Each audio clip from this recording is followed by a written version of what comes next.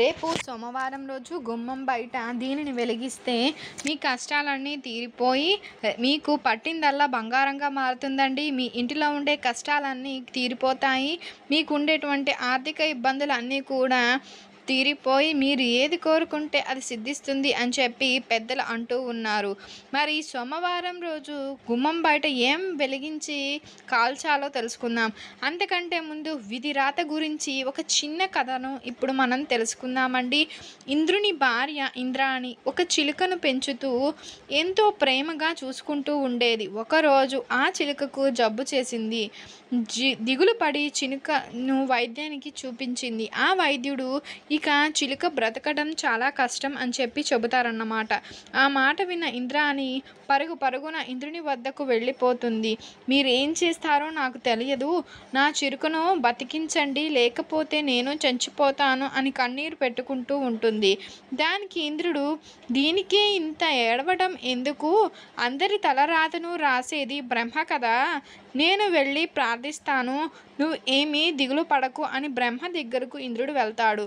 ఇంద్రుని ద్వారా విషయం తెలుసుకున్నటువంటి బ్రహ్మ, నేను తలరాత్రి మాత్రమే రాస్తాను, దానిని అమలు చేసేది మహావిష్ణువు, కావున మనం విష్ణువు దగ్గరికి వెళ్దాం పద అని చెప్పి అంటూ బయలుదేరుతారు.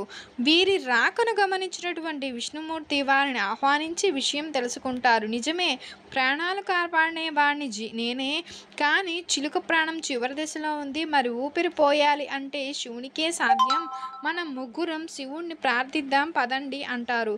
అలా ముగ్గురు శివుని దగ్గరకు వెళ్ళి విషయం చెబుతారు. శివుడు ఈ విధంగా అంటాడు, ఆయుష్ పోసేది నేనే, కానీ ప్రాణం తీసే పని యమధర్మరాజుకు అప్పచెప్పాను, మనం వెళ్ళి యమధర్మరాజును అడుగుదాం పదండి అంటూ అందరూ బయలుదేరారు. ఇంద్ర బ్రహ్మ విష్ణు శివులు అందరూ కూడా యమలోకానికి రావడం చూసిన యముడు వారిని సాధనంగా ఆహ్వానించి విషయం తెలుసుకుంటారు. అయ్యో, అదేం పెద్ద పని కాదు, మామూలుగా చావుకు దగ్గరగా ఉన్న వారి పేర్లను వారు ఎలా చనిపోతారు అన్నది ఒక ఆకు మీద రాసి ఒక గదిలో వేలాడదీస్తాము.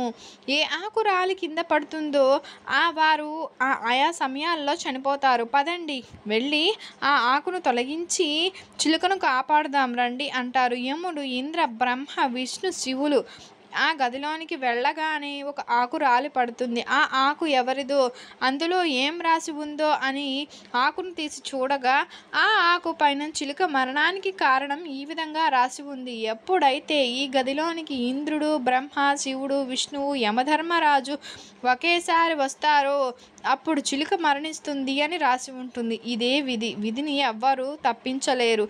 ఇక వీడియోలోనికి వస్తే, శివుడాజ్ఞ లేనిదే చీమ అయినా కుట్టదు అని చెప్పి అంటారు. అంటే ఈ సృష్టిలో జరిగేది ఏ చర్య అయినా సరే శివుని ఆజ్ఞతోనే నడుస్తుంది. 8 దిక్కులకు నవగ్రహాలకు అధిపతి అయినటువంటి శివుని కరుణ ఉంటే ఎలాంటి గ్రహదోషాలు అయినా సరే తొలగిపోతాయంట. ఆ పరమేశ్వరునికి సోమవారం అంటే చాలా ఇష్టం. హిందూ మతం ప్రకారం వారంలోని 7 రోజులు ఏదో ఒక్క దేవతలకు అంకితం. ఇందులో సోమవారం అంటే శివునికి అంకితమైన రోజు. సోమవారం నాడు విధి విధానాలతో భక్తి శ్రద్ధలతో పూజలు చేస్తే మహాశివుడి కటాక్షం లభిస్తుంది అంటారు. కోరిన కోరికలు నెరవేరుతాయి. కేవలం ఒక చెంబుడు నీళ్లు స్వచ్ఛమైన భక్తి చాలా అంటారు జ్యోతిష్ నిపుణులు.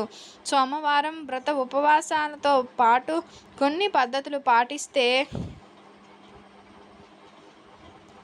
చాలా మంచిది అని చెప్పి దేవతలకు అంకితం అండి సోమవారం అంటే శివునికి చాలా అంకితమైన రోజు. సోమవారం నాడు విధి విధానాలతో భక్తి శ్రద్ధలతో పూజ చేస్తే మహాశివుడి కటాక్షం లభిస్తుంది అంటారు. కోరిన కోరికలు నెరవేరుతాయి అని, కేవలం ఒక చెంబుడు నీళ్లు స్వచ్ఛమైన భక్తి చాలు అని చెప్తారు జ్యోతిష్య నిపుణులు. సోమవారం వ్రత ఉపవాసంతో పాటు కొన్ని పద్ధతులు పాటించినట్లయితే శివుని అనుగ్రహం కలిగి అన్ని కష్టాలు దూరమైపోతాయండి. దాంతోపాటు ఇల్లంతా ధనధాన్యాలతో నిండిపోతుంది. సోమవారం నాడు కొన్ని ప్రత్యేకమైనటువంటి పద్ధతులు ఆచరిస్తే శివుడు ప్రసన్నుడై భక్తులకు అన్ని కోరికలను నెరవేరుస్తారని పండితులు చెబుతూ ఉన్నారు. శివుని కటాక్షం కోసం ఎలాంటి పద్ధతులు ఆచరించాలో తెలుసుకుందాం. జ్యోతిష్య శాస్త్ర ప్రకారం సోమవారానికి ప్రత్యేక మహత్యం ఉంటుందండి. ఒకవేళ వారంలోని మొదటి రోజున ప్రారంభం శివుని పూజతో జరిగితే వారమంతా కూడా ఏ విధమైనటువంటి కష్టం రాదన్న నమ్మకం. సోమవారం ఉదయం స్నానం చేసిన తర్వాత శివుని పూజించాలి.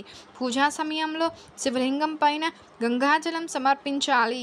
ఆ తరువాత నెయ్యితో దీపాన్ని వెలిగించాలి. చందనం బొట్టు పెట్టుకోవాలి.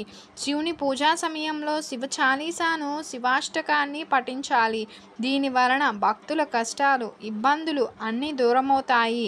అన్ని కోరికలు త్వరగా పూర్తవుతాయి.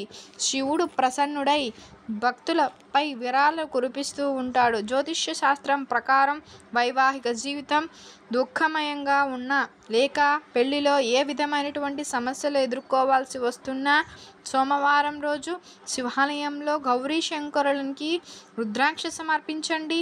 ఈ విధం చేయడం వలన ఆ వ్యక్తి కష్టాలన్నీ దూరమైపోతాయి. ధనవర్షం కురుస్తుంది. చాలామంది కూడా వివిధ రకాలుగా ఇబ్బందులు ఎదుర్కొంటూ ఉంటారు. ధన సమస్యలు, ఆర్థికంగా ఇబ్బందులు, ఆరోగ్య సమస్యలు, నరదిష్టి వలన సమస్యలు, ఇలా అనేక రకాల ఇబ్బందులు అనుభవిస్తూ ఉంటారు. మీకు ఏ విధమైనటువంటి సమస్యలు ఉన్నా సరే సోమవారం ఇంటిలో ఉండేటువంటి వస్తువులతో ఒక చిన్న పరిహారం చేయండి. ఏం లేదు, గుమ్మం బయట ఈ వస్తువులను వెలిగించండి. వ్యాపారం చేసే చోట కూడా బయట దీనిని వెలిగించుకోవచ్చు. చాలా మంచి జరుగుతుంది. ఇంటి దగ్గర లేక షాప్స్ దగ్గర ఎక్కడైనా సరే ఈ పరిహారం చేసుకోవచ్చు. ఈ పరిహారానికి పెద్దగా డబ్బులు ఖర్చు చేయాల్సిన అవసరం లేదు. అన్ని ఇంట్లో ఉండే వస్తువులతోనే ఈ పరిహారాలు మనం చేసుకుంటాం. అసలు ఈ పరిహారానికి ఏం కావాలి అంటే 11 మెంతులు, 2 లవంగాలు కావాలండి. 2 లవంగాలకు పువ్వు ఉండాలి. ఇక మెంతులు కూడా అందరి ఇళ్లల్లో కూడా ఉంటాయి. మెంతులు, లవంగాలు అద్భుతంగా మీ జీవితాన్ని మారుస్తాయి. వీటితో పాటు 3 కర్పూరపు బిళ్ళలు తీసుకోవాలి. ఎందుకంటే వీటిని కాల్చాలి కాబట్టి ఖచ్చితంగా కర్పూరం కావాలి. దానికి తోడు ఒక వైట్ పేపర్ కావాలి. అయితే ఈ పరిహారాన్ని చీకటి పడుతున్న సమయంలో అంటే సాయంత్రం 5 నుంచి 7 గంటల మధ్యలో చేయాలండి. ఏం చేయాలి అంటే ముందుగా లవంగాలు, మెంతులు, కర్పూరము తీసుకుని కుడి చేతిలో పట్టుకుని సంకల్పం చెప్పుకొని తల చుట్టూ 7 సార్లు తిప్పండి. 11 మెంతులు, 2 లవంగాలు, 3 కర్పూరపు బిళ్ళలు పట్టుకొని అన్ని బాధలు తొలగిపోవాలి. అన్ని ఆర్థిక ఇబ్బందుల నుంచి బయటపడాలి. కష్టాలనేవి రాకూడదు అని సంకల్పం చెప్పుకోండి. సంకల్పం చెప్పుకున్నాక మీ తల చుట్టూ 7 సార్లు లెక్క పెట్టుకుంటూ తిప్పండి. అలా తిప్పిన తర్వాత వీటన్నింటినీ కూడా అంటే మెంతులను, లవంగాలను, కర్పూరాన్ని తెల్లని కాగితంలో వేసి గుమ్మం బయట వచ్చేయండి. ఈ ప్రాసెస్ అంతా కూడా ఇంటిలో చేసుకొని ఆ తర్వాత బయటకు వచ్చి గుమ్మం బయట పేపర్ని, కర్పూరాన్ని వెలిగించుకొని అవన్నీ కాలిపోయే వరకు ఉండాలండి. ఇంటి గుమ్మం బయట ఎడమ పక్క లేక కుడిపక్క ఎటువైపునైనా సరే వీటిని కాల్చేయండి. ఇలా కాల్చడం వలన మనకు తెలియకోకుండా నకారాత్మక శక్తి, దుష్ట శక్తులు ఉంటూ ఉంటాయి. అవన్నీ కూడా వెళ్ళిపోతేనే మన జీవితం బాగుంటుందండి. ఎట్టి పరిస్థితుల్లోనూ ఇంటి బయట వీటిని వెలిగించాలండి. ఇంట్లో మాత్రం వెలిగించకండి. ఒకవేళ బాల్కనీ ఉంటే బాల్కనీలో వెలిగించుకోండి. గుమ్మం బయట వెలిగించవచ్చు. ఒక్కసారి చేసుకుంటే ఫలితం వచ్చేస్తుంది అని చెప్పలేము. కానీ 1-2 సార్లు ప్రయత్నించి చూడండి. ఫలితం అనేది ఖచ్చితంగా వస్తుంది. ఎందుకంటే చాలా చిన్న ఉపాయం, ఈజీగా చేసుకోవచ్చు కాబట్టి కనీసం ఒక 5 సోమవారాలైనా ఇలా చేయండి. మీ జీవితం అద్భుతంగా మారిపోతుంది. కోరుకున్నవి కొనుక్కోవాలి అంటే సోమవారం రోజు ఇప్పుడు మనం చెప్పుకోబోయే ఈ పరిహారం చేయండి. మొత్తం 11 సోమవారాల పాటు ఈ పరిహారం చేస్తే ఖచ్చితంగా ధన సంపాదన పెరుగుతుందండి. మీ కోరికలు నెరవేరిపోతాయి.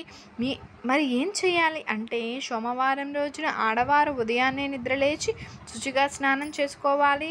ఆ తర్వాత ఇంటిలో పూజ గదిలో శివుని ఫోటో ఏర్పాటు చేసుకొని గంధంతో బొట్లు పెట్టుకొని బిల్వ దళాలను సమర్పించండి.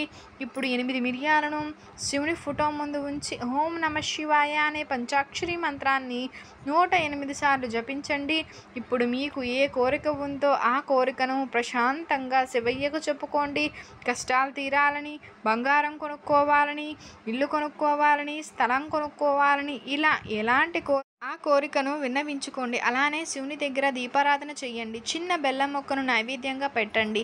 పూజంతా పూర్తయిపోయిన తర్వాత 8 మిరియాలను అలానే శివుని దగ్గర వదిలేసేయండి.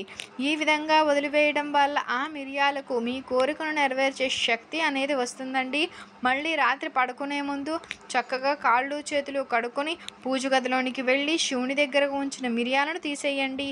ఇప్పుడు ఒక గిన్నెలో, అంటే ఒక స్టీల్ గిన్నెలో కానీ లేకపోతే రాగి గిన్నెలో కానీ నిండుగా వాటర్ని పోయండి. ఈ వాటర్లో 8 మిరియాలు వేయండి. ఇలా మిరియాలను వేసిన గిన్నెను మీరు ఎక్కడైతే పడుకుంటారో అక్కడ తలవైపు పెట్టుకొని మీరు నిద్రపోండి.